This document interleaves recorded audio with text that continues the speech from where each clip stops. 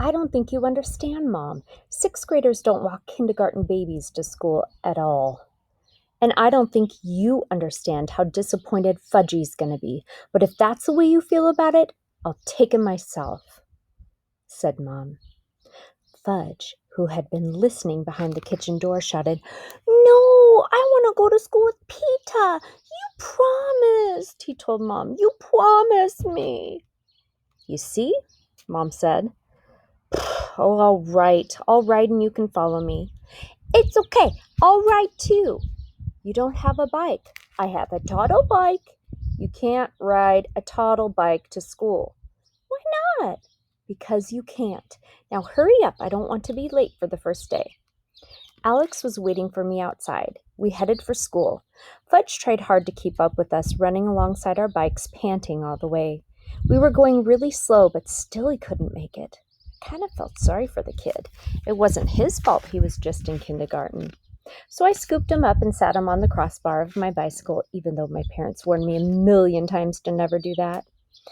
I think they once knew someone who got really hurt that way. But what they didn't know wouldn't hurt them today. Besides, school wasn't that far, and Fudge really liked riding on the bar.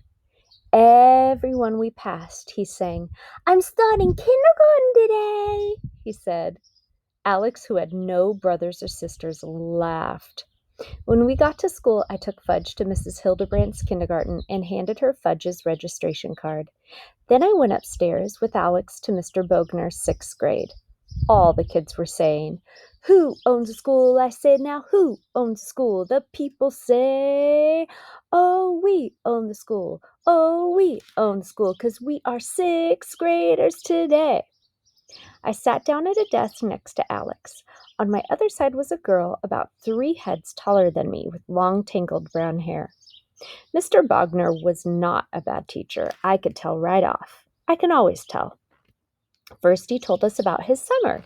He was an outward bound instructor in Colorado. He taught college kids to climb mountains. And then we told him what we did over the summer. I would have loved mine to sound more exciting, like, "Yeah, this summer I sailed the Atlantic Ocean with just my dog Turtle and my friend Jimmy Fargo." Except Alex was sitting right next to me, and he knew the truth. There were 3 new kids in our class. I was the only one from New York. Then there was another boy, Harvey, from Pennsylvania, and a girl, Martha, from Minnesota. Mr. Bogner told us about some of the projects that we would be working on during that year, like building a Viking ship and studying our home state of New Jersey. Martha said, "Excuse me, Mr. Bogner, but my home state is Minnesota, so I will be studying that. Right? Then the rest of the class would do New Jersey?" "No, Martha," Mr. Bogner said. "As long as you're living here, you can consider New Jersey your home state." "But Mr. Bogner," Martha said. "Why don't you see me about it after class?" Mr. Bogner said. He didn't sound angry or anything.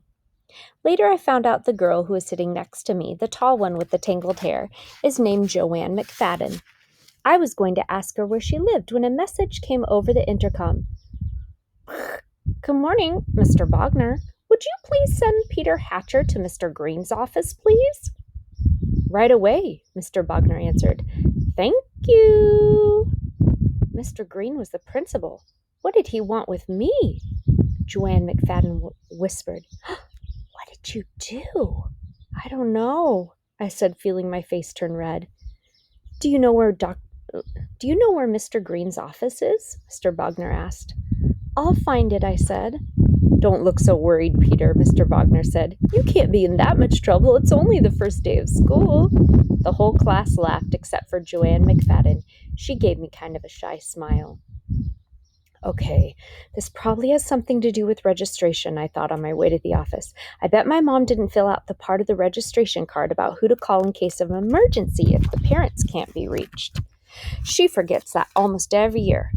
Or maybe the principal likes to introduce himself to all the new students. But why wouldn't he have asked for Harvey, too? Or Martha from Minnesota? Well, probably because he calls them to his office in alphabetical order, I told myself, not knowing either Harvey or Martha's last names. And if he started with the A's, then he'd be probably to the H's by now. Yeah, that makes sense. I found Mr. Green's office. "I'm Peter Hatcher," I told his secretary. Go right on in, dear. He's expecting you. You wanted to meet me? I said to Mr. Green. See me? Hello, Peter. Mr. Green looks something like my uncle, but my uncle is clean-shaven and Mr. Green has a mustache. Now that my dad is growing a beard, I'm more aware of these things. We're having a bit of a problem with your brother, Mr. Green said. Ah, that was it. I should have known. We're trying to get your mother or father on the phone, but there's no answer, so we're hoping you'd be willing to help us. What do you do this time? I asked. A number of things, Mr. Green said. Come on down to the kindergarten. I'll show you. We walked down the hall together. All the kindergarten babies were busy. Some were building with blocks, others were painting, and a group was playing house in the corner. It was just the way I remembered kindergarten, but I didn't see Fudge anywhere. Oh, Mr. Green, Mrs. Hildebrandt said, limping over to us. I'm so glad you're here. I can't do a thing with him, and he refuses to come down. I looked up. Fudge was perched on top of the cabinets that were lying on top of the cubbies. He was stretched out, lying across the top just inches from the ceiling. Hi, Peter, he called, waving. What are you doing up there? I said. Resting. Come on down, Fudge. No, I don't like this school. I quit. You cannot quit, Mr. Green said. Why not? Fudge said. Because going to school is your job, Mr. Green said. Otherwise, what will you be when you grow up? A bird, Fudge told him. Mr. Green laughed. Creative, isn't he? I wouldn't necessarily call him that, Mrs. Hildebrandt said. Why'd he climb up there in the first place? I asked.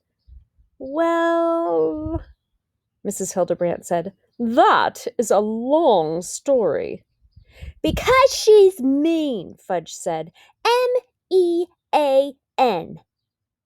You know, Mr. Green, Mrs. Hildebrandt said, you've known me a long time, and I ask you, have I ever been mean to a child? Knowingly, consciously mean, especially on the first day of school?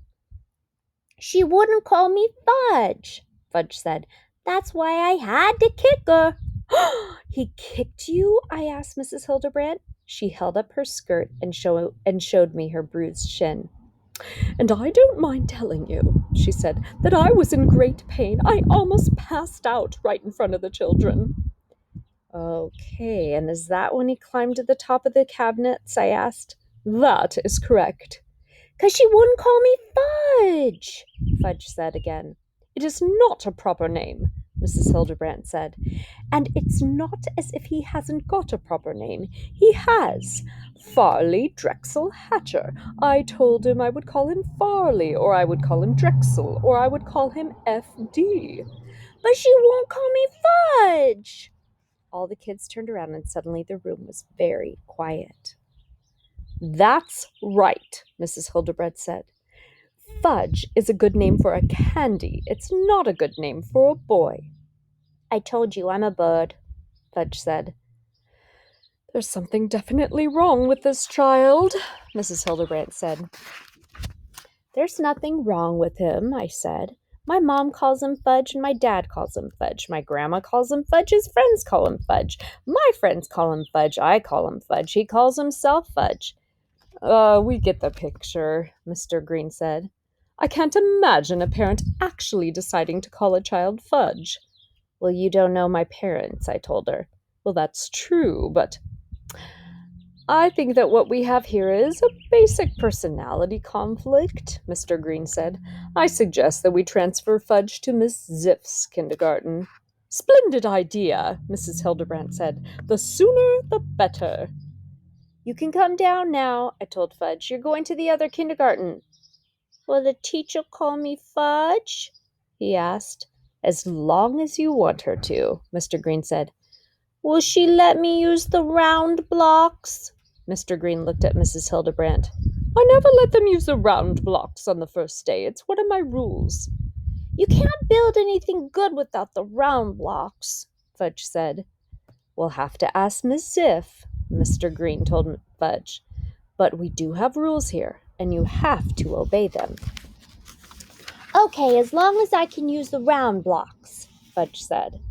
Mr. Green loosened his shirt collar and wiped off his forehead with a handkerchief. Hurry up, I said to Fudge. I'm missing important stuff upstairs. Like what? Never mind, just get down. Fudge climbed down off the top of the cubbies, and Mr. Green reached up and lifted him the rest of the way down. Goodbye, Farley Drexel, Mrs. Hildebrandt said. Goodbye, Ratface, Fudge said to her. I gave him an elbow and whispered, Fudge, you don't go around calling teachers Ratface. Not even if they have one? He asked. Not even then, I said. Mr. Green and I took Fudge next door to Miss Ziff's kindergarten classroom. She was reading Arthur the Anteater to the kids. I could tell Fudge was impressed. I know that story, he said. Arthur doesn't like to eat red ants. Mr. Green handed Miss Ziff Fudge's registration card. His name is Farley Drexel, Mr. Green said, but everyone calls him Fudge. Miss Ziff smiled at Fudge. Oh, and I bet you're as sweet as your name, she said. I am, said Fudge. Just ask Mrs. Hildebrandt, I said to myself. My brother's school career had begun. Just ask Mrs. Hildebrandt, I said to myself. My brother's school career had begun.